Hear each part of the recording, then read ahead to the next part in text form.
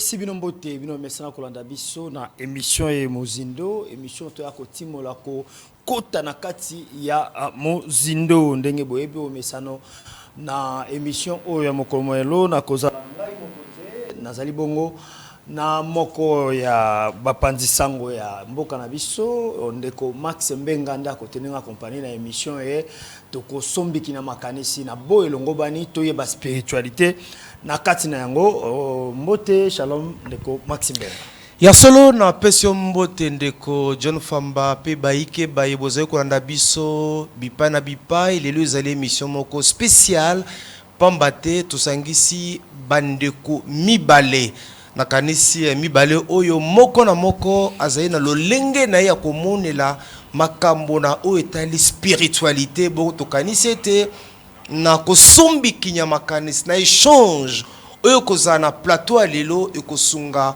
moko na biso ayeba nani azali kata bosolo pe bosolo ezali wapi ndeko John Famba Kachak batondo mingi ndeko Max Mbenga na banza ete si boti komona bango na plan d'ensemble tozali bongo na loboko na ngai ya mobali epai ya mwasi ya mobali epai na bino ezali bongo guide Sirius Kasembe azali bongo mokambi école mystique de la conscience Congo mbote guide Sirius mbote papa John mbote papa Max merci et na pesi lumière na ba onyo surtout pas Zolanda biso journal matondo mingi na loboko na ngai ya mobali ya mwasi epai na bino tozali bongo na maître Avatar Manjolo azali bongo hiérophat supérieur et maître d'initiation dans l'ordre de Melchisedec mbote ndeko Avatar Manjolo Jean-Pierre respect salutation à yo salutation à papa Max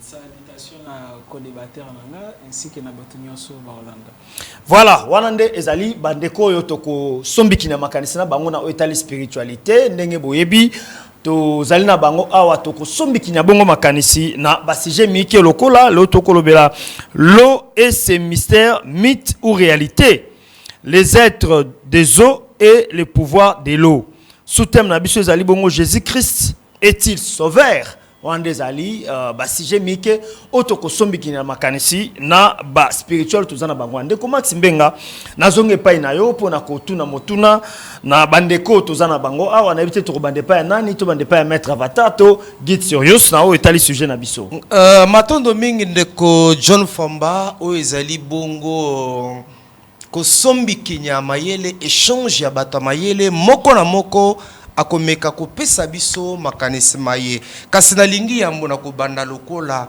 na présentation bandaki na ndeko Sirius to ke ne peut pas na ye oti ko annoncer biso mama likambo to koyeba kolobela mokona lelo o etali bongo l'eau et ses mystères mythes ou réalité les êtres des eaux et le pouvoir de l'eau alors Sirius na lingi osunga biso to sosola makanisi mayo na o etali sujet o ezali boni ndeko Max Mbenga olobaka lingala bien soko ko limbolela biso ngona lingala ezali mwa pasi penda na bete na milengela ki na ngote mai pe mobombamo mai pe mibombamo mai pe mibombamo na yango voilà ndeko Sirius maloba omboka yo.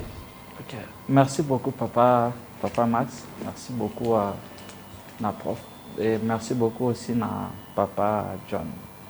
Bon en fait lelo eza lokola des médecins oyo bas 8 ans ya kotanga médecine mais bazo lukasiko ba expliquer ndenge nini basala ka opération ya cerveau et pas bato oyo bazali ba médecin te.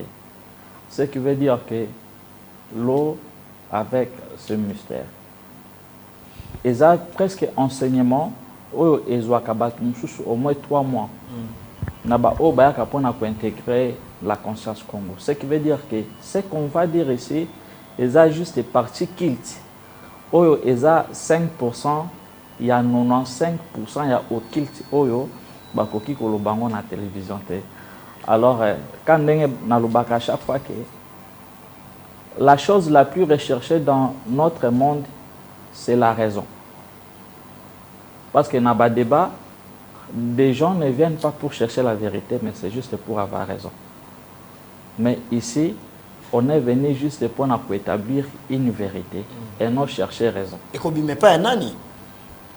Bon, quand on va le ce qui est Batoumi Balé, il faut que au bout ici troisième personne. Ok. Alors, la conscience comme avec les profs, je crois que ça une vérité. Ou peut-être que ça absolue pas Batoumoussous, mais quand même ça va permettre de comprendre la réalité sur le monde des autres. Oui, parce que yango tolingi soko sunga biso tobi le monde des eaux. Et c'est mystère, Mais c'est réalité. mystère. Tolingi bato ba sosola nini ba Nini simba. batama na sima na mokili ya mai. Merci beaucoup, papa. Le monde des eaux et ses mystères. Nini batani na mokili ya mai. Bon, je vais beaucoup plus parler par rapport à nos petites révélations où ils sont liés à la connexion on a sur le monde des eaux. Bon, en fait, dans l'eau, au moins à 3 dimensions. Où les 3 dimensions où ils sont composés le monde des eaux. Tozali na dimension où ils sont l'icolo. Ça ne fait pas partie de l'eau, mais juste l'icolo ya mai.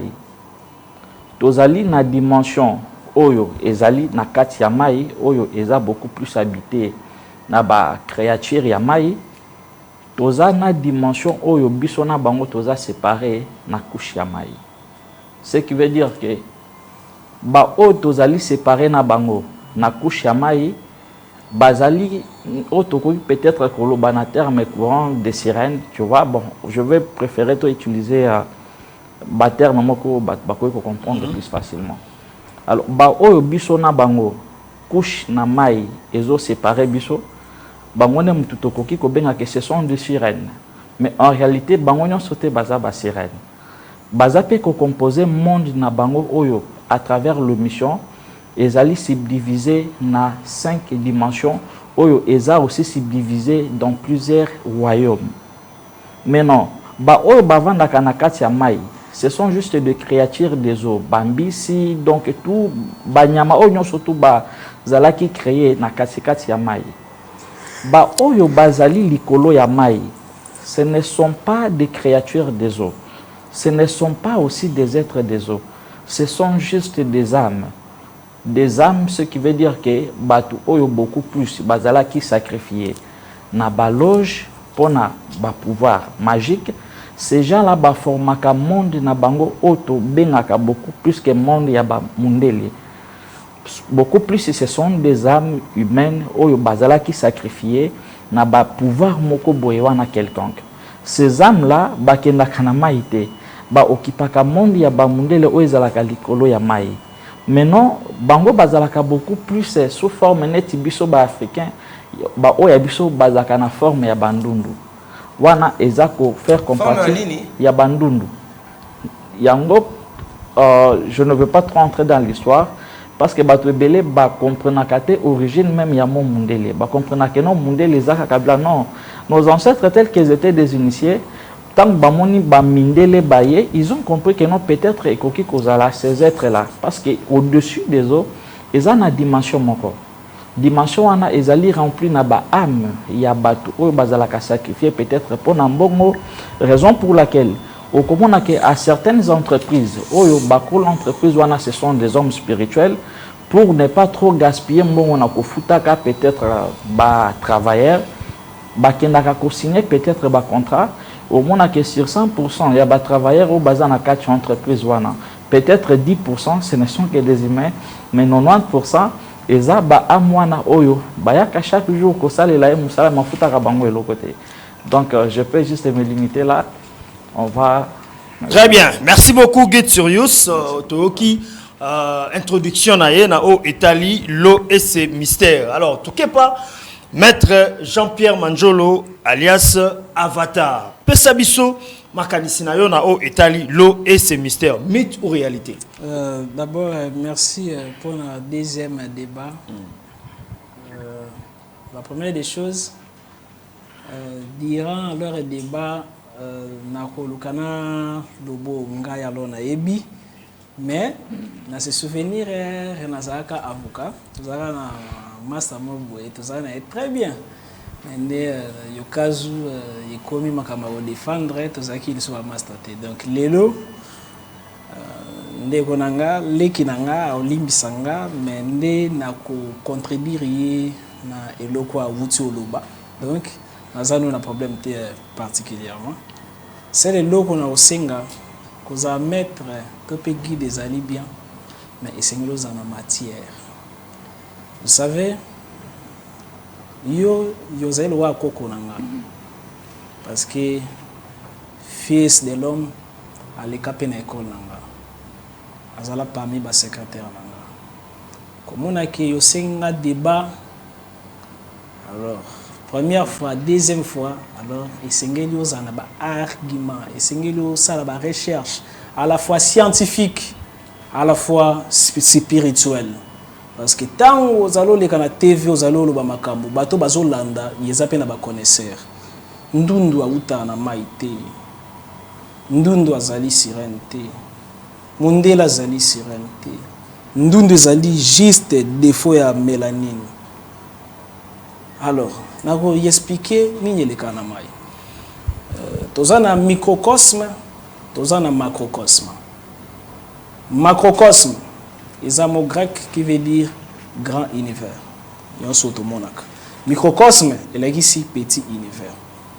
Ce qui te y expliqué mai et c'est lui ko banana nuko y expliqué mon petit univers. Yangwana Socrate na ba initié égyptien yebele baloba connais-toi toi-même et tu connaîtras l'univers pe yoko yebanzambe yoko comprendre nzambe.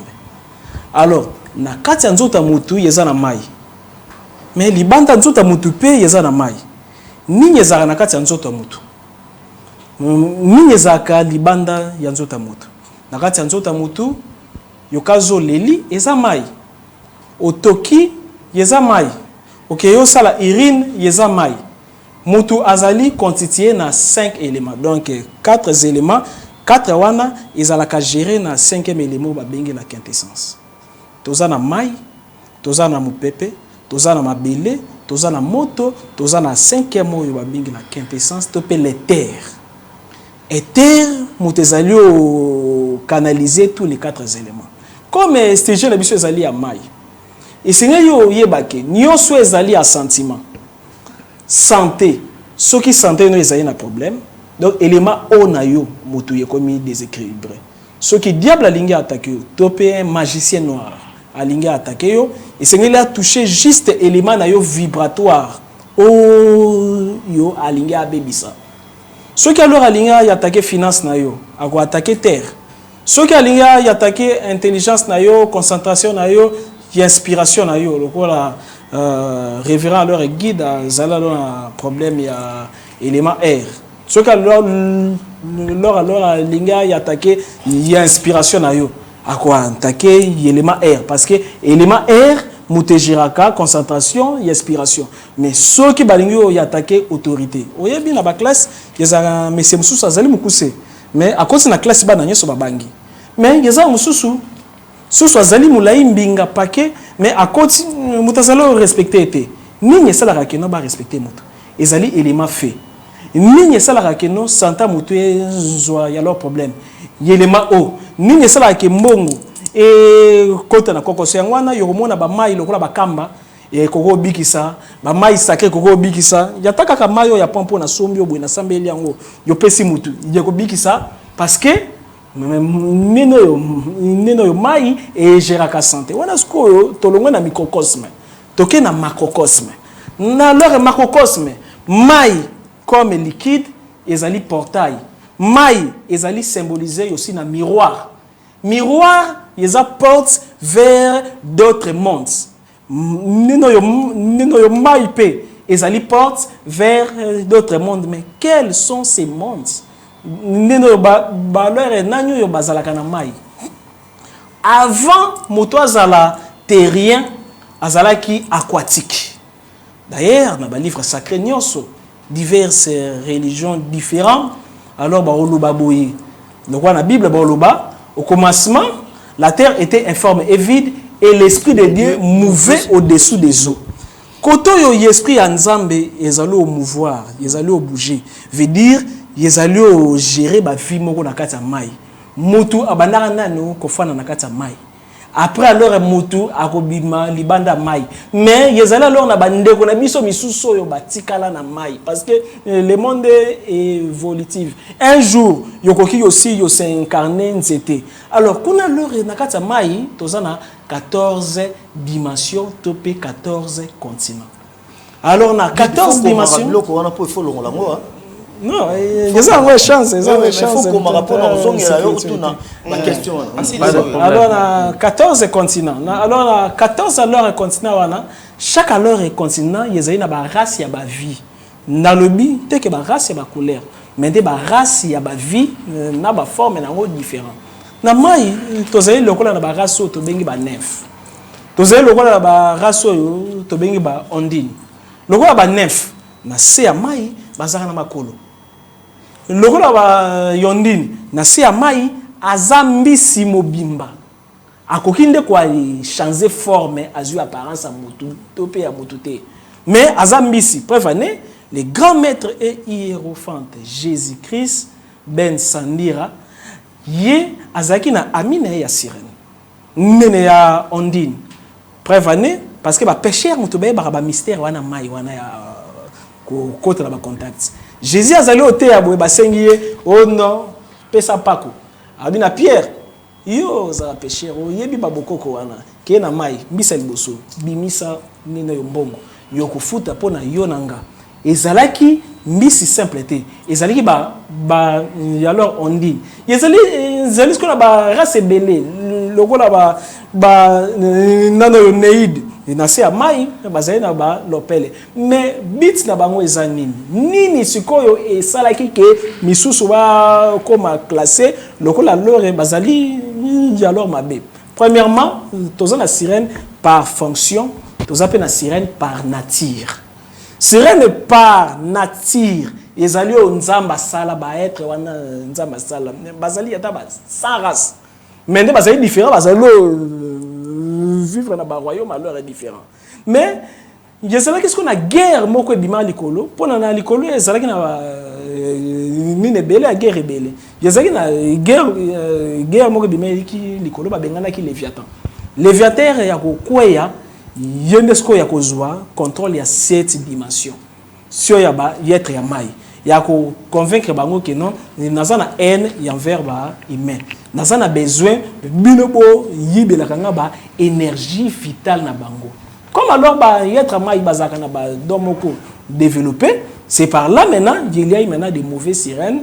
na ba sirène ya malam il y a alors des mauvais sirois na ba sirois ya malam il y a alors des mauvais indines ondine na ba yonde alors ya malam donc il y a maintenant plusieurs races et kabwana mais on a cité mais na kati ya mai ezali aussi na ba ange oyo ba fandaka na kati ya mai yokazo ke na livre ya Apocalypse bazali oloba keno na mai yeza na ange ya mai babi na yoki trompette sonné ange ya mai alobi et na côté moko balobi Jean amoni ange moko atie le kolomo na mai le kolomo ko libanda ya mai donc na kati ya mai yeza na ba ange ya mai pe alors na kati ya chaque élément lokola moto yeza na ba être ba fanda akuna ba yetra wana ba kufa kapé basa lokola yo plus ngai mendesko tellement que yeza ki na conflit entre ba humain na ba être wana yeza na barrage moko et salement parce que ba humain ba komaka égoïste. Très bien.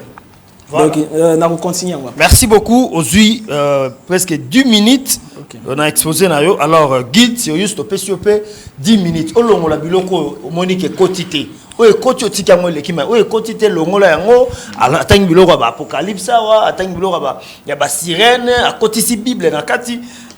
Oza Davina makametra batara lobby toté. Abi poza koko na ye, yoza koko na ye, tata na yo, azaki mwana na ye, azaki secrétaire na ye, ceux qui Yesu ba nga ce Jésus, ce Messie, un Messie. Voilà. Bon, je crois ce qui n'a pas connaît, c'est pour lui une fierté. Tu vois, Ok. c'est pour lui une très fierté. Il y a comme on a Coco. A commis quand même que ça la moi échange pour nous comprendre que non, il est. Coco Coli. C'est ça. Donc, Omoni Sirius n'est pas l'ennemi d'une personne. Aza juste fierté à maître belé. Omoni na ba génération na On dit quand même à maître lelo. Non. Fierté à maître. Bon, oui, j'ai juste utilisé le mot maître. Bon, les années c'est dans les sources na ba Et pour les ngako benga mutu maître té, on a zongi kawana. Bon, je sais que dans la spiritualité, le maître qui maîtrise la spiritualité dans la totalité à Zalakate. Là, par rapport à ignorance nangai. Ok. Bon.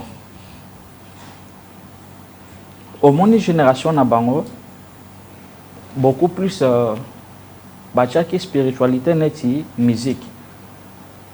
Donc monde moko oyo koki ko reconnaître mututé, il faut que boudé mutu et la conscience Congo ou peut-être sérieux a même biso na philosophie wanate. Tu vois, ce qui veut dire que moi na botami nadon où j'étais initié par Bakoko Nangai, mes parents le savent. Nalekina Maboko ya Nemanda Semi, que quand même je pris quelqu'un à enseignement nae, et aussi le message Oya Lobi Kazali Mwana nae, c'est parmi, y compris même nae Moko Père aussi, c'est comme chose le bana musicien congolais que non. Obimi, mais tu n'étais pas inspiré à ta nawera tout ça tu n'as fallu, tu vois, c'est carrément impossible. Donc ce qui veut dire que bango baza bato babimi na télévision depuis kala. Mutu akoki ko prétendre lelo kozala un homme spiritualité, ça pour autant attend même une fois dans sa vie à la émission il y a maître Avatar. Ou peut-être attend na makambo nyo surtout lobaka ata likambo moko ya vérité asani ayiba yango te. Donc ce qui veut dire que biso ba génération o tozo bima tozali fierté ya bango nyonso tout Ba bima kala. Ba o ba bima kala. Parce que nous sommes inspirés na bango. Très bien. Parce que liboso ezalaki pona koleka même la télévision kolobela sur la spiritualité ezalaki tabou. Mais eza quand même na bato balongoli tabou wana. Pour que non, aujourd'hui, parler de la spiritualité au niveau de la télévision, et comme tu vois un peu, alors de ce côté-là, moi je n'ai pas de problème. Ok, toko tasko na mama na likambo. Ok, maintenant. Na koti si wana. Bon, ezakande na uchukoloba awake chercher raison et qu'on permettre à ce que to bimisa ou peut-être toko za la toyebi na moi ignorance na bisote. Alors, par rapport à Oya Lobby, je ne peux pas lui juger. Ezali Oyo ya Ebi. Alors, on a peine à zolinga juste na bimisa ignorance pour on a peine à sanini. On a peine à Ebi. Alobi na yo wa ndundu azalaka jamais soki na mai eza ni na mélanine. Soki eza yango to ozongisi yango bolongo limba la moto Non, leki. premièrement, moi je n'ai pas dit que ndundu autaka soit eza sirène moko ya ndundu to mundela za ndundu te. Moi, j'ai juste pris l'exemple que des êtres, des âmes, au basali qui occupent dimension ya likolo monde ya mondele, bazala kanaba forme ya bandundu, donc couleur na bango ezaka lokola bandundu. Mais je ne pas dit que ndundu na biso ya mabele azali soki sirène. Non, je ne sais pas si peut-être il m'avait mal compris. Toi avancé. M'a rectifié de ce côté-là. Bon, par rapport à ma petite ignorance, au début, il n'y avait que l'homme. Ce qui veut dire que c'est l'homme Mutuazala qui est créé par des créateurs. Et c'est l'homme qui vivait au centre de toutes choses. Maintenant, l'homme était entouré naba ou la nature en quelque sorte. Donc, il n'y avait que l'homme qui au centre de toutes choses et tout autour de l'homme il n'y avait que les élémentaux. Les élémentaux, ce sont des intelligences où ils allaient permettre à ce que nature et salani, nature et zala. Ça, c'est juste par rapport à ma petite ignorance. Ce qui veut dire que quand on voit l'eau, il faut savoir très bien que non, ils ont une intelligence moko. Je peux au moins les élémentaux en fait, ce ne sont pas des êtres du genre, non, ce sont des intelligences, mais na état et inconscience. Que ce ne sont pas des êtres du genre Batouboye. Au moins, tout ça là peut-être appelle il y a téléphone. Que 0, 10, bar, boye, boye. Au moins, genre, ce sont des systèmes où ils allaient faire exister nature en fait. Donc, il y a les élémentaux de l'air, il y a les élémentaux du feu, il y a les élémentaux de la terre et il y a les élémentaux de l'eau. Maintenant, ici, on va beaucoup plus parler sur l'eau. Au moins, tous ces êtres que nous parlons de sirènes, par rapport à ma petite ignorance, Naibandelia Mokili Bazala Kite. Parce que chapitre sur la création, et un chapitre où ils allaient tellement makasi qu'il y a beaucoup de choses où les Congolais ne vont comprendre. Au début de l'humanité, l'homme azala qui juste yemoko avec des élémentaux. Des élémentaux, ce qui veut dire que dans l'eau, il n'y avait pas encore des êtres. Parce que aussi, je me rappelle très bien dans l'une de ces émissions, il avait aussi parlé que Isaka même na base ya ba extraterrestre oyo avant d'aka aussi nasé yamai. Donc avant que toutes ces choses là, tous ces êtres là puissent occuper l'élément l'eau, mai ezalaka kana bambisi avec dans les élémentaux yamai o ezalokola intelligence moko ezali ko animer mai. Maintenant, d'où vient des sirènes? Na kopesa bato bazola na biso mo exemple moko ya muke. Au moins, ceux qui ont une bisi, au bimichier en dehors ya mai, biswana a vivre. Mais des sirènes, ce sont beaucoup plus des êtres oyo bavandaka. Et ça n'attend au bavandaka na mai, n'attend au basalakani au babimaka, libanda ya mai. Parce que libanda mai bazalaka wapi pe musana bango za nini pe na linka kozala malu osunga biso to mona leo na l'église azala molimo wa sirène ser wana za molimo wa sirène na linki ba kino ba comprendre par rapport à compréhension pour na l'église to mona ko mutu nga sirène na uti na mai na ye pona bebisa vi na ye sunga biso so pe baza a olobi wa sirène bazali. D'accord. Au moni na ancien monde. Parce qu'il y a des civilisations où ils englouti naba mai. Il y a beaucoup de civilisations. Donc, des gars au mai sala na mabele et boma batu et belé. Parce que le monde au bisotozali avant bisotozala, ils allaient naba au mususu au bazala avant biso, mais toute cette civilisation là basala nini ba donc na bakenda naba mai. Maintenant, Ezakanaba être autozali kobenga ke dereya. Dereya, ce sont des êtres au basimbi ba principe, des principautés. Par rapport à ba principe où ezali ko diriger âme ya mwana na mutu, ce qui veut dire que âme yambo a transcender ba dimension, il faut atteindre l'état ya perfection. Aussi longtemps que au atteindre l'état ya perfection, ce qui veut dire que au koki ko sani ko mata tout ça ko transcender. De ko mata ou ko transcender ba dimension te. Maintenant, à cela, par rapport à yaba engloutement oyo mai et bandaki kosala par rapport à yaba humain, donc batu ebele bakenda ba civilisation ebele ekota na se ya mai. Maintenant, des intelligences otoza ko benga des principautés ou des réa oyo bazali ko simba ba principe bayaki maintenant ko voter ba loi oyo ezali ko permettre maintenant ces âmes oyo ekufi na kati ya mai basala nini balukela bango forme moko ya vie oyo bango bakobanda maintenant ko sala nini ko continuer à cela nde okomona maintenant ekozala na ba âme ya liboso oyo nous dans la conscience que otoza ko benga bango ce sont des âmes pactées. Des âmes pactées, ce sont juste de personnes comme vous et moi oyo bakufaka na mai mais qui ont eu à pacter avec l'élément l'eau. Parce que avant bango na mai, il n'y avait pas encore des êtres. Il y avait que l'intelligence ou les élémentaux de l'eau, mais il n'y avait pas encore des êtres sous forme physique. Maintenant, quand tous ces gens-là, tous ces âmes-là,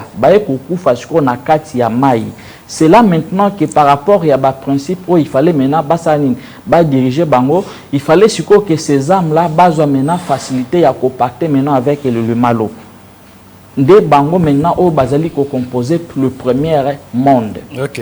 Maintenant, il y a le deuxième monde. Le deuxième monde des années. Papa, il faut savoir que notre monde ici est allé rempli d'un mystère tellement ébélé. Qu'il y a aussi des personnes physiques au bazali ko faire partie na ba loge na ba science moko boya na négativité au basalaka aussi même ba trafic ya ba sirène. Parce que ezana ba na ba endroit mususu pour augmenter les pouvoirs baza peut-être na posa ya makila ya ba bébé tout soit ya ba partie intime tout soit makila ya ba sirène. Mais non, des sirènes ce ne sont pas des esprits. Baza na possibilité ya kosa la camouflage que bakoki koki ma lumière pour que yo mona été. Mais ce sont des êtres immortels mortels. Ce qui veut dire que ceux qui ont kangié, ils ont la possibilité de kobomaye parce qu'ils ont molimo. Donc tout normal wa ko kanga sirène. Effectivement. Maintenant, oui. Maintenant ce sont juste des êtres oyo par rapport à la sens na bango, ils ont un peu plus développé par rapport à biso ba humain. Maintenant au komona ke na mabele awa, ezakana bato basala ka ba trafic wana, ke bakanga ka bango na ba endroit moko boye wana bateki bango après tant ba okene na ba loge wana bazui makila na bango bazui ba partie na bango bazo mela bazo lia pour renforcer leur pouvoir. Okay. Maintenant ces gens là voilà ils a premier exemple. Ils a aussi un deuxième exemple to vanda kana batu moko parce que dans la spiritualité batang saka mutu respect envers l'autre et respect envers la nature. Ce qui veut dire qu'il faut respecter l'autre parce que l'autre c'est Dieu, l'autre c'est la nature et il faut aussi respecter la nature. Parce que ezana batu mususu oyo ba respecta ka nature te. Que respect envers nature ezate. Maintenant, ces gens-là dès le vivant ba amna bango ekomaka maudit. Bango ne mutoko mona soki osilisi vino na mabele jour okokufa okoma pacte te. Au comme maintenant inam châtié oyo azali maudit tu seras condamné au kende kosani ko kende ko vivre sikoyo donc l'intelligence ya maye kosani et kozoyo parce que il y a des châtiers ya mabele ya zamba et ya moto ainsi de suite. Maintenant ici nous parlons d'abord que de l'ulumalo. Donc batouana ces âmes là bangonde ba composa beaucoup plus ce que nous appelons des monstres marins. OK. Baza parmi une catégorie, il y a ba âme moko oyo et pacta avec le malo oyo maintenant beaucoup plus ba naufrage ba de tous les désordres ou beaucoup plus et ça les maka bangonde mutu ba continuer ka maintenant ko créer maintenant ba nini ba désordre na se amai. Mais par rapport il y a ba oyo ba pacta pour la toute première fois c'était juste des âmes pures. Très bien. Oyo peut-être contrat d'âme na bango et pour et sera kinini. Et c'est là qui te za lokola biso ne toza na Kinshasa boye biso tu basani ba engloutir biso fa nani pas fleuve Congo. Il faut savoir que dans ce qui ba engloutir biso et pas mai to ko transcender te par rapport à ba principe au déjà ezala qui signé et pas barréa nos âmes il faut ba pacter maintenant na mai pour que ba comme ce ko vivre na mai sous une autre forme. Ya ngono comme on a que des sirènes bazalaka na partie ya kibumutu o ela kisike. Ce sont des personnes qui vont vivre dans mabele na biso likolo et bazaka na partie yambisi. Très bien. Merci beaucoup Guide Sirius. Maître Jean-Pierre Manjolo Avatar. Otugolanda ko débatteur na yo Guide Sirius ndenge nini atalisi biso alors yo pepe sabiso sikawa les pouvoirs de l'eau. L'exception mpifo ya mai.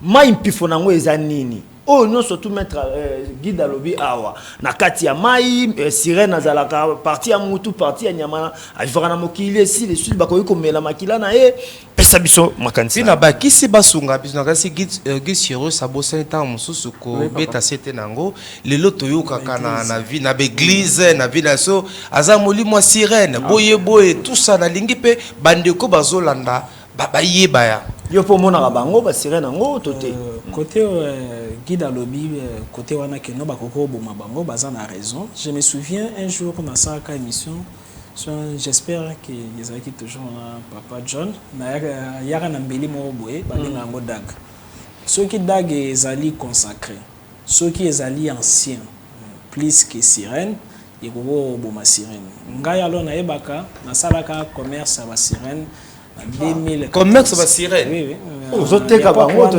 na bana wa teka bango na point non. Oh, Pour pardon. vous repentir, c'est parce qu'après votre vie, vous risquez à vous aller châtier. Ah, il faut se il faut se repentir. Oui, non, c'est pas bien. Ok. Au salaka commerce à sirène. Au te kabango. Oh, kabelo pe moko. Ah, te sans effet. Ok, toke, nga sans effet au kabela. D'abord, c'est une bonne importance dans les années. Parce que dans le départ, bango nyo sauté bas négatif. Jamais yokoko évoluer sans maille. Jamais yokoko travailler dans le domaine moko sans qu'il y ait un contact na bango. Tozara na contact na bango inconsciemment. Église nyonso, mouvement nyonso spirituel. Yavana nous résister à temps 1 mois. Likolo mabele. Et sengeli ezwa approbation na bango inconsciemment na mai. Tango nino l'église est créée à Meawa, mouvement est créé à dans le monde spirituel. Ceux qui aujourd'hui yata nino yobido ya mai. On peut alors mon dimeno qui a qui est assemblé. Automatiquement on commet au travail na bango. Ceux qui qui en moto nini aza nino yo baptisé na mai. Automatiquement on continue à contact na bango.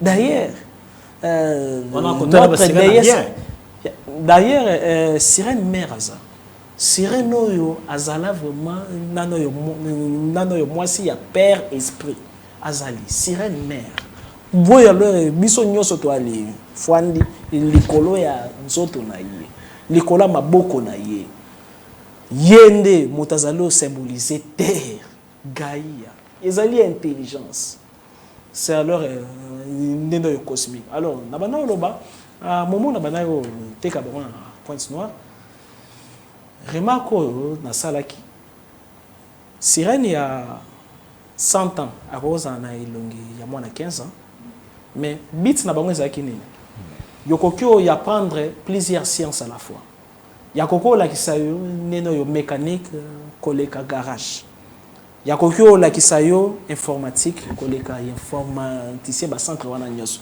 yakoko la kisayo spiritualité koleka nyoso wana sikolo wa mindele ba sala bango pour na ba les faciliter bango na ba invention. Pourquoi? Parce que bazala na terre yo y avant biso terre yo kala yezaki na plusieurs continents et les cas qui y a 12 tozaki na continent moko ba bengi continent ya Atlantide tozaki na continent mo tozaki na ba Lemurie plusieurs continents wana ezinda ka cause nini parce que ba contrôler ka technologie na bango te alors comme bango baza ba ancien ya koki oyede bino na terme ya technologie mende ba sirène na mabende nini yokoko coucher na ye mende ya malamu yokoko coucher na yete Jésus même azalaki na sirène na ye Oh, bon nino yo c'est que yoka ba yo tomboka wa Jésus na sirène yoka yeso tika ko betali solo mo si te ni ko solo mo si oh bon alors Marie Madeleine azalaki alors moi sana petit Jésus Dimitri Sarah abota ba ona nini bazoba ki mara na question à Yesu ni na kangi alors parenthèse alors ba sirène bits na bango ezali ya ko aider mutu yosi na ba conseil ko wale aider yo pe oyeba nzambe na profondeur chaque alors religion yekoko zala libanda ya neno a wala na terre alors te soki bazana ba esprit na bango na maite ya wana yomona ka chaque alors religion mouvement toujours basaka référence na moi rituel moko ya mai yokazo basali référence na neno yo maite couleur vibratoire à mai pembe tout le monde les guides Sirius alati la ma pembe peut-être yebité l'axini pembe yaza na vibration na ligne pembe elakisi purification na terme moko bref mais na fond nango yazalo vibrer na ligne ezalo vibrer na mai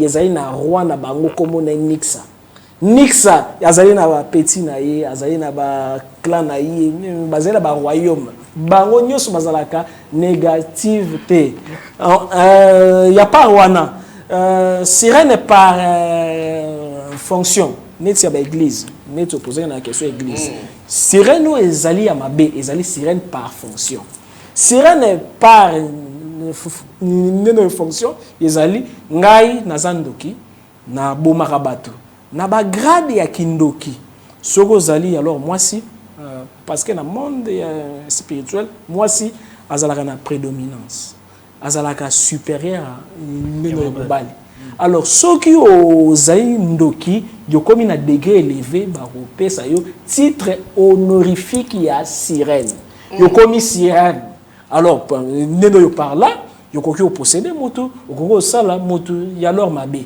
tandis que le Saint-Esprit voy alors toi les semble la le Saint-Esprit a vibraka trop na mai azalaka na mai azali être aquatique et c'est pourquoi yo moni kaka tangu Jésus akozwa baptême ezali na moment wana na mai voix ekoganga balbinini bayoki voix likolo egangi celui-ci est mon fils bien-aimé moi leur fils tandis que likolo tozape na mai parce que en soi biso nyoso tozala na mai mais yeza na mai visible na mai invisible mai invisible oyo alors tobengango éther yango oyo ezali contenir oxygène yango oyo biso nyonso tozali vivre nano na globe na biso déjà alors to aller najaka na mai soki alors mwana azali na kati ya libuma mama na ye ako vivre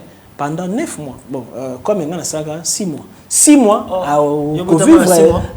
ko vivre toujours na kati ya mai pourquoi parce que biso nyonso toza na rapport na mai parce que nzoto na biso c'est na 70 c'est leur pourcentage à mai donc dire que ba neno na mai yezala alors na ba yetra na leur bazali mabe yezala erreur dire aussi que non biso tozali alors bato liboso yezala erreur parce que to tikala ozala jamais ba aîné à création parce que tango nino création alors ebandaka nano na un sauf hour ebandaka na néant cosmique kuna pe na monde yana ya néant wana yezali aussi na océan po ya loba bengi océan cosmique primordial veut dire mutu moko te avivaka libanda mai mutu na mutu avivaka siko na mai na dimension alors concernant la fonction mai yeza na mémoire mai eyokaka ezali kutu spiritualité te yokoki ndeko na ngai obelisi mwana ozwi kaka mai olobi na mai eyokaka scientifiquement prouvé ngai naza na ba ingénieur nasalaka sorti à corps astral n'importe quel mai yatalo masuba alors ata masuba sani zela nazo arrivé oyebi to salaka alors machine moko machine wana ezalaki omeli alors mai boy otiki toyeto tiango elakisi biso ba idée na on téléphone nazo ba ingénieur na on bon voilà makambo simbi to ko sala on makambo belé toke na service na recherche scientifique eh bien malheur na ngezali na za réputation tellement ma bien alors moyo bango déjà alors moi alors alobana bien papa il y a l'école certains leurs enfants refusent de jouer avec nous on dit que votre père est sorcier ainsi de suite et puis que ça réputation alors hier on a ça qui na keina ba on recherche scientifique ngape na fandi yesengelo défendre machine wana to bando y expliquer bango yezali physique quantique prof ma bien yo ndem to le kana misa ba benda no permis na zalo yoka ba au nom de Jésus après news to comment ba non nakanda wana moto azaki na machine en église machine et recherche wana ekoya alors ninya leur dalingo loba mai eyokaka yezali kutu na recherche moko na Japon docteur wana a prouvé que ninyo na mai yokoki olobeli yango eloko opesi moto akufi olobeli yango eloko yopesi moto nino yobiki parce que na mai yokazo obelisi ya leur mwana yokoki osimbi yango olobi opesi moto abiki siko na ba église comment alors va comprendre yango que mai eyokaka bazui bakomisa yango sacré et comme eloko moko ezali na esprit non il y a un esprit te yango moko ezali être vivant donc il y a pas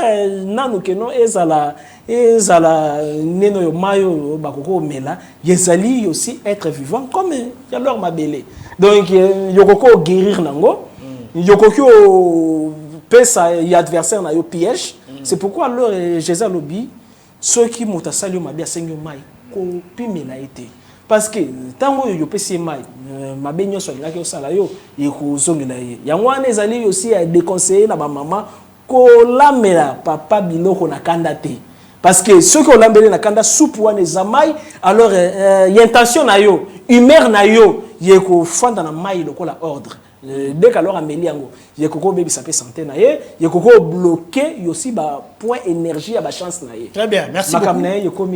Merci beaucoup maître Avata. Na tikali ke pa na question na tout na pe guide comme ça to kota na deuxième partie na biso il y a émission. Alors, comment détecter détecter sirène? Est-ce que na mokili awa ndeto tambola boy ba sirène ba existe? Okoki ko sola na ye, okoki pe ko bala ye, okoki ko botisa ye et si oui, comment okoki détecter?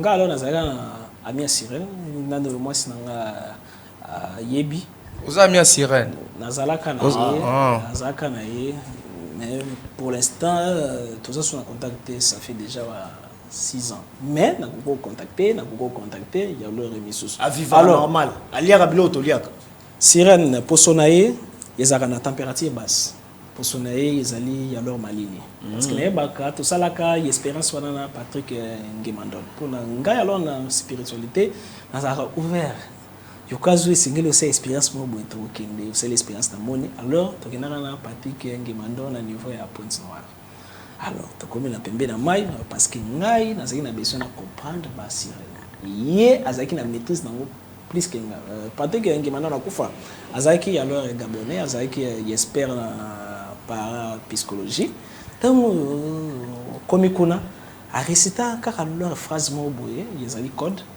paf mai et banda otoka et ça lui on dirait neno yo moni vague ça lui vague mais vague ngo essayer stopper portail fumami tout suite au côté pourquoi tu wapi toi les côté na portail kata mai yo kanano tout suite au côté na portail wana tout se retrouver dans sa mai maintenant ça mai ngo ezali mai te tout le monde est ville en cristal.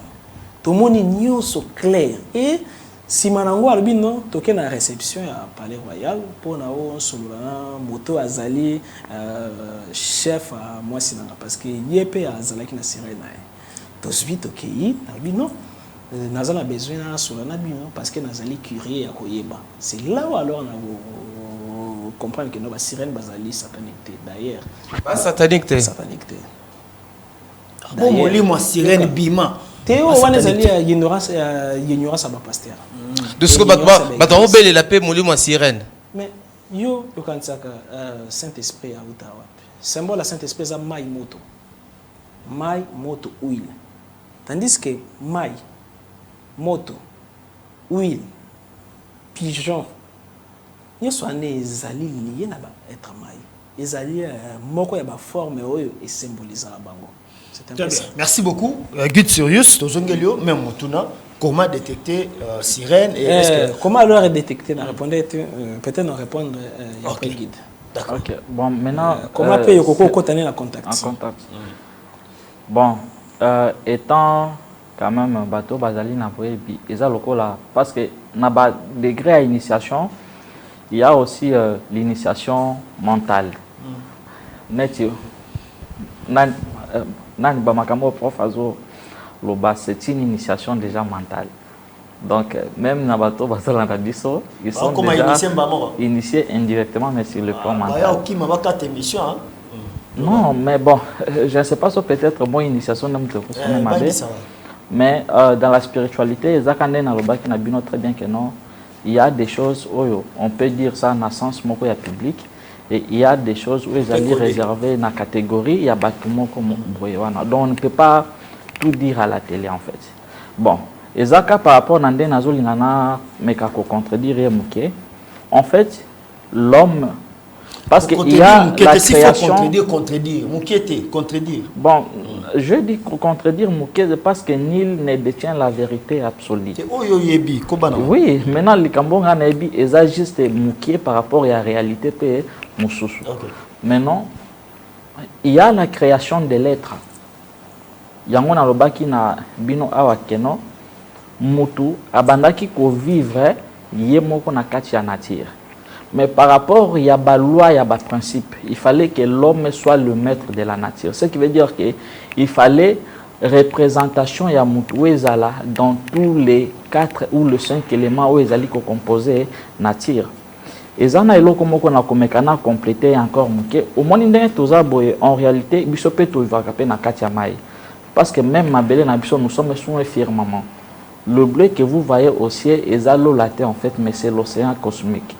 Donc parce que de sirène toujours le belanazo il a juste à faire comprendre na batuke. De la même manière, ceux qui sont dans l'univers, pour que baya ko atteindre dimension na biso, il faut ba le caper na océan wana. De la même manière, pe biso bato toza na mabele pour que to kende na dimension na bango, il faut pe to leka couche ya mai. Donc mai eza lokola portail oyo ekoki ko memayo na monde mususu. Mais par rapport à ba principe oyo ezala qui établi par rapport à l'homme, parce que nous sommes la quintessence. Donc nous sommes le maître de la nature. Donc, ce qui veut dire que ce qui est là qui n'a eloko ya liboso où il fallait exister, c'était l'homme, parce que l'homme représente la nature dans sens moko parfait. Parce que des sirènes ne pouvaient pas exister avant nous, non. Bango baza ko vibrer juste un élément moko qui est l'élément l'eau. Mais biso tozali ensemble de ces 5 éléments, ce qui fait de nous le maître de la nature. Alors, je vous avais parlé ici des êtres que nous on appelle des réas, qui sont des maîtres au basalico, des êtres au basalico détenir par principe. Il fallait maintenant que l'homme dirige la nature. Ce qui veut dire que représentation ya mutu, il fallait ezala nanin nakatia nature. Yango okomona très bien que non. La représentation de l'homme ezali au niveau de l'air, au niveau de la terre, au niveau du feu et au niveau aussi de l'eau. Maintenant, je vous avais parlé ici des êtres oyo par rapport à l'engloutissement yamaï, oyo ces âmes-là ont pacté avec l'élément l'eau. Maintenant, ces êtres-là, bango babotaka. Maintenant, le problème avec des sirènes, ceux qui aboti babotaka mwana mobilité. C'est toujours les femmes. Dès au comment maintenant que deuxième race ou troisième race oyo ekobima entre des âmes pactées et des âmes pactées, bangone mutushiko bakoya kobimisa maintenant des âmes originelles otokoki koloba kenon des vraies sirènes des eaux oyo bazali na appartenance mon côté na mokili na biso pe babimaka na mabelete. Et en plus de cela, ce sont des êtres stériles. Donc bango babo takate. Parce qu'il faut savoir très bien que non, dans la catégorie, exemple, il y a moi sinae, bon, je ne sais pas, mais si c'est moi sinae, parce que c'est difficile de vivre avec une sirène sans pour autant coucher nae. Maintenant, bon, nandenga lobby par rapport à moi sinae. Je pose à Nabango, vous avez moi c'est sirène. Ça, c'est ma vie personnelle, je ne peux pas le dire à la télé. Il faut je ne sais pas ce qui dans un Non, ici, je ne fais qu'étaler ma petite ignorance, mais ce n'est pas pour étaler ma vie privée. Ah, ok. Alors, maintenant, la plupart, parce qu'au niveau de Maï, oyo bazalaka autorisé à koya na mokili na biso beaucoup plus, ce sont des princesses. Pourquoi? Pour maintenir équilibre par rapport à la royauté na bango, certaines filles au bazali du sang royal bazalaka obligé ba matana dimension na biso parce que pour que sirène abota mwana il faut sirène wana aya na mokili na biso aya kosani aya ko bimana mobali azwa semence wana ameni yango kuna ndasani aboti mwana ya mobali. Mais soki sirène ya mwasi nani ya mobali soki baboti c'est toujours les femmes. Yango okomona très bien que non toza na catégorie il y a 4e race où ezali ba humanoïdes. Donc des hybrides plutôt. Des hybrides ezali bana oyo babotami entre ndenge ya kendaki na mai wana bazui peut-être sirène et que babimina ye. Il faut savoir très bien que non soki na mokili na biso awa azana mwana te, ce qui veut dire que kuna pe mwana na peut-être à cause de la nini azali. Maintenant ba composaka pe race moko. Parce que sirène bakoki kobota mobilité. Maintenant, toza aussi la dernière race parce que je vous avais ici parlé de la race yaba châtier. Bon, mais qui comprendre parce que je l'avais peut-être mal compris, nandenga loba que nous abandaki ko ça la commerce yaba sirène. Ce qui est là qui na sens moko ya positif, na sens que non muto cause la peut-être na posa ya makambunaye ya ba spiritualité, na sens moko positif, ce n'est pas un problème. Mais ce qui est ali na sens ya ko faire disparaître race wana ezali mabe jour oyo kotika mabele âme na yo ata ozalaki un guide ou un maître spirituel au transcender. Tu seras maudit par l'élément l'eau et âme na yo et continuer vivre na maï sous une autre forme. Ce qui veut dire que l'homme, c'est le maître de la nature, raison pour laquelle il y a des âmes pactées, l'homme a pacté avec la nature. Je vais encore vous révéler encore un petit secret. Au comment on a des anges, même dans les églises, ce sont des personnes physiques ayant des ailes. Pourquoi? Parce que ce sont les âmes qui ont pacté avec le malheur. Parce que ceux qui ont un papou, donc ils ont maîtrisé les malheurs. Donc, ce que vous avez c'est que nous sommes originaires et dimension ce sont des personnes, ce sont des âmes pactées. Très bien. Merci beaucoup, Guy. Jésus-Christ est-il sauveur ou pas? Est-ce que Jésus a été mobile ici, doté? Bon, pour moi, le professeur, il faut permettre aux bazali na ignorance pour que je compréhension. Professeur? Non, bon, ça c'est l'exemple. Okay. Non, je dis le professeur. Donc c'est parce que biso nous sommes des professeurs au bazali kotangisa, bato bazo landa biso. Non, des professeurs, il faut même amuto azali na ignorance na compréhension. Parce que si tu me posais la question, Jésus a-t-il existé ou pas? Ceux qui n'ont pas répondre directement, je peux te dire que non, il n'a pas existé. Parce qu'on a tellement confusion na mutu na yo. Ce qui peut être le but que non, est-ce que Dieu existe ou pas? Ce qui n'a pas pour ça, il y a pour répondre yo. Maintenant, par rapport à la question maintenant que vous me posez, parce que confusion est à la kawana. Historiquement parlant, les noms par rapport à personnage au nom de Jésus là n'a pas existé dans Israël. Historiquement par là, ceux qui tolinito se basé na combo il y a nini. Maintenant, ok, maintenant sur quoi question et autres sur quoi forme. Parce que ceux qui tolinito kota na ndenge à Jésus, donc tozolinga to bimissé sous forme ya égrégore, sous forme ya le magicien romain qui maîtrisait la magie théâtrale. Tu vois maintenant to kota na ba nini belé bato bazolo na biso ba comprendre bisoté. Maintenant ici on ne parle pas du nom forcément de Jésus. On parle selon l'histoire, il y a l'un des messagers Oyo Ayaki na Palestine, Oyo pe Atika qui paye histoire à Mabele et histoire na Mabele qui a atteint aussi l'état christique. Nous avons surtout la possibilité d'atteindre cet état-là. Bon, la question de savoir sur les sauveurs. Premièrement, ceux qui ont limité à répondre sur les sauveurs, il faut d'abord il nous a sauvés en quoi? Parce qu'ici on parle du péché. Parce que selon la religion, ils ont un fameux Messie Oyo Ayaki ko sauver masumu na bango. Mais je suis trop curieux, il y a encore Bible et qu'il n'a pas se rendre compte que non, malgré mutango aye pona ko sauver bango na péché, mais batongo bazelaka toujours jugement. Donc les autres changa un peu moins en pris na mutu. Mais si je peux quand même essayer à expliquer bateau, parce que est-ce que d'abord le péché existe? Parce que avant d'abord to chaye naran en tant qu'un sauveur, il faut d'abord to banako expliquer est-ce que l'eau oya qui pour qu'il a sauvé biso. Et ça coexistait, tout soit ça coexistait. Parce que sur le plan existentiel, il n'y a que les principes et l'ignorance. Mais les péchés n'existent pas. Dans l'univers, le péché n'existe pas. Je ne sais pas. Alors, qu'est-ce qui existe si le péché n'existe pas? Oui. Qu'est-ce qui existe? Okay, et qu'est-ce qui prouve que le péché n'existe pas? D'accord. Maintenant, il n'y a que l'ignorance et le principe. Parce que le Créateur est un principe. Ce qui est peut-être par ignorance. Au salaire, le principe, au péché, mais au salaire, donc tu es juste ignorant. Parce que dans le plan existentiel, partout dans l'univers, il n'y a pas le péché. Péché est juste religion de Moutou et qui impose biso que non le péché existe parce que premièrement là est sur le plan maintenant ce qui n'a quitté maintenant na domaine ya âme parce que na domaine ya âme tokoki maintenant koya kopé ça ba acte auto sala caché autrui que ezali ba péché na sens nini papa ezali na ba principe oshite to kinasuka. Ok, vraiment, le bon, on peut faire 1 minute de l'été.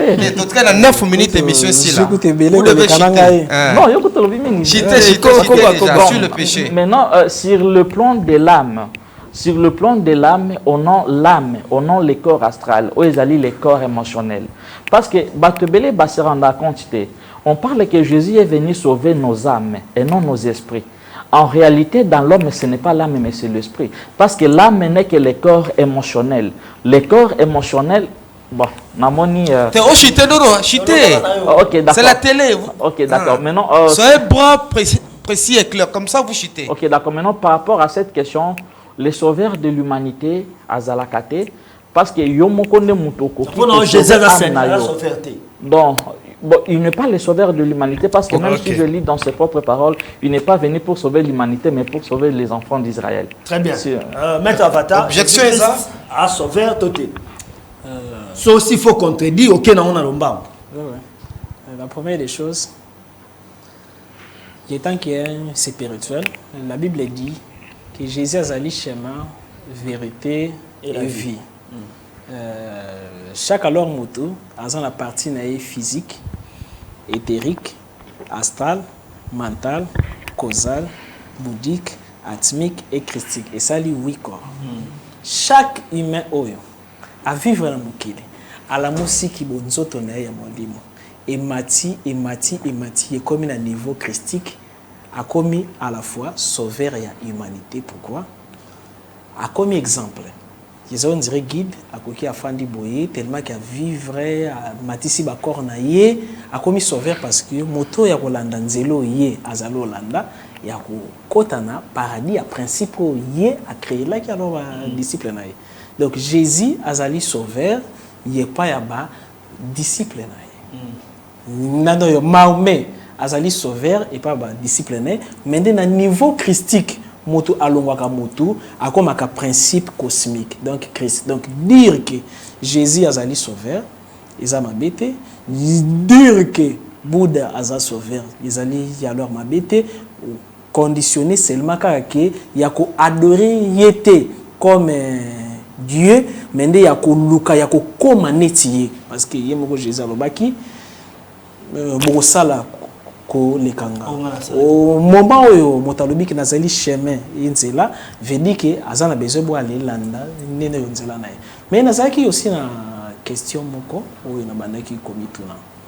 Alors vous savez la spiritualité à chaque fois to kokyo enseigner batu nini yango yekolakisa kino makambo na lobi eza ya so nini yekolakisa makambo guide vraiment alors azala alors mais les makasi ya lobi ezali ya so ils en ont eu moko et au lac que le biais à soi. Ngalo no senga. Inga kina qui alors ceux qui alors pour ça démonstration. Démonstration allez. Yo capacité na cité. Non, je ne suis pas venu yo kanan. Non. Nalingi na sa démonstration guide à mon véritable sirène. Mais non, je ne suis pas venu pour ça. Non, je ne suis pas. Et il y a la sirène à plein de non, moi je pas. Non, moi je pas. Non, moi je pas. Non, je suis désolé. Parce que vous savez, Yoka. Non, je suis désolé. Yoka, yo na bouchon kaka maibwe. Papa, je suis désolé. Non, démonstration te vanda, tout ça démonstration te. Non, non, expliquer. Guide vanda. Démonstration ça te vanda. Non. Ah ouais, ça doit jeter. Guide vanda, il n'y a pas de démonstration. La spiritualité. Démonstration exacte. Non. Ce n'est pas une émission pour défendre ta non. Tu vois, ce n'est pas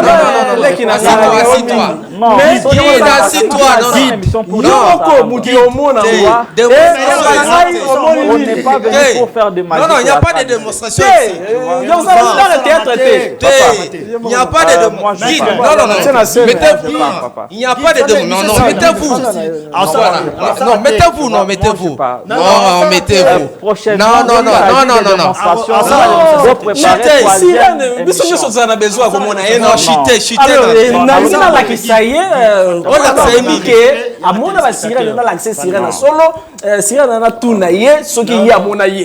parce qu'il y a mon éloté. Non. Ah, c'est quoi ça? Non, mais ton sabot, on continue l'émission prochainement. Ok. Hein? L'État, s'il vous plaît, s'il vous plaît. Là, Non, de démonstration. On continue l'émission. Non, On non. prépare une troisième émission autre. Voilà, alors je crois que pour aujourd'hui. Il y a une capacité. Il y a ça sirène, il y a un monde à Simawa. Non, ce n'est pas ça. Moi, je ne suis pas venu. Non. Moi, je ne suis pas venu S'il pour vous que plaît, vous convaincre. je vous récupère. Non. La première fois. N'a récupéré parole. N'a récupéré pas, s'il vous plaît. N'a récupéré parole. Donc, moi, je suis pas venu N'a pour récupéré que parole. vous N'a canissé que pour aujourd'hui. Pour aujourd'hui, on s'arrête là. John, s'il vous plaît. Pour aujourd'hui, pour aujourd'hui. Moi, je fais ceci. Je vous retire la parole. Je vous retire la parole, frère. Je vous retire la parole.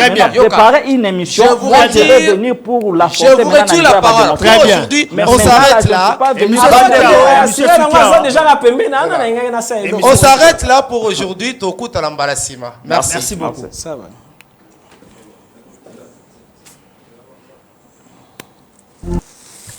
Voilà. PMC, télévision de la jeunesse et des bonnes valeurs.